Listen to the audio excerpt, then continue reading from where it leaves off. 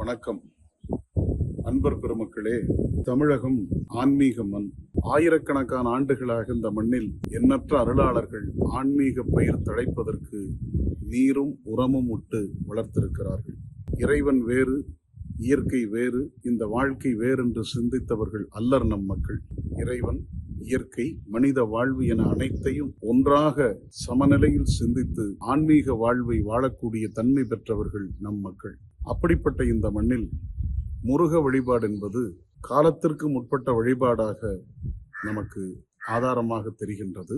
சங்க இலக்கியத்தினுடைய தோற்றுவாயான தொல்காப்பியம் தொடங்கி சமகால இலக்கியங்கள் வரை முருகப்பெருமானை பாடாத, ஆராதிக்காத, வணங்காத நூல்களோ புலவர்களோ இல்லை என்றே சொல்லலாம்.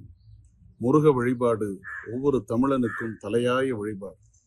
அப்படிப்பட்ட முருகன் 6 இடங்களில் 6 திருமலைகளில் கோவில் கொண்டு 6 படை வீட்டு அழகன் என்கிற திருநாமத்தோடு ஆராதிக்கப்படுகின்றார். அப்படி ஆராதிக்கப்படக்கூடிய அழகான ஒரு குன்றம்தான் நம்முடைய திருப்பரங்குன்றம் என்று சொல்லக்கூடிய அந்த திருமலை. பரங்குன்றத்து பெருமானை அருணகிரிநாதர், ஞானசம்பந்தர் உள்ளிட்ட எண்ணற்ற அருளாளர்கள் பாடி பரவி இருக்கின்றார். அப்படிப்பட்ட அந்த திருப்பரங்குன்றத்தின் மலை உச்சியில் தீபத்தூண், அந்த விளக்குத்தூணில் பன்னெடுங்காலமாக நம்முடைய பெருமக்கள் அண்ணாமலையானுடைய அந்த சோதி வழிபாட்டை ஒவ்வொரு ஆண்டும் திருப்பரங்குன்ற மலை மீது ஏற்றி வழிபாடு செய்து உலகமெல்லாம் உய்ய வேண்டும் என்கிற பெருநோக்கத்தோடு அந்த வழிபாட்டை செய்து வந்தார். காலத்தால் அதற்கு முட்டு ஏற்பட்டு தற்போது அந்த வழிபாடு நடைபெறாத ஒரு சூழ்நிலையில் எப்படியேனும் நம்முடைய அந்த முருக வழிபாட்டை பரங்குன்றத்து பெருமான் திருமலையின் மீது அண்ணாமலை சோதியை ஏற்றி வழிபாடு செய்ய வேண்டும் என்கிற அந்த உணர்வு எல்லோருடைய மனதிலும், முருகனடியார்கள், தேச பக்தர்கள், இந்த மண்ணை நேசிக்கக்கூடிய பெருமக்கள் என அனைவர்களுடைய உள்ளத்திலும் தற்போது எழுந்திருக்கிறது. இருப்பினும் அவற்றை செய்ய முடியுமா என்றால் சில தடைகள் அதற்கு இடையூறாக இருக்கின்றன.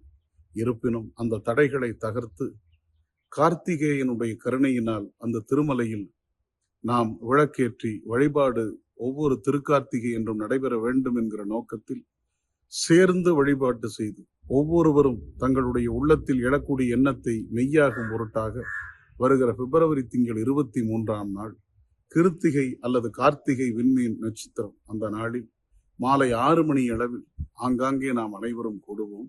வீடுகள், ஒவ்வொரு கூடும் இடங்கள், திருக்கோயில்கள், பொது இடங்கள் என எல்லா இடங்களிலும் கூடி இயன்ற வரையில் ஒரு திருவிளக்கினை ஏற்றி நாம் ஒன்றாக அமர்ந்து கந்தசஷ்டி கவசம் என்கிற அந்த அருள் பணுவலை நாம் சேர்ந்து பாடுவோம்.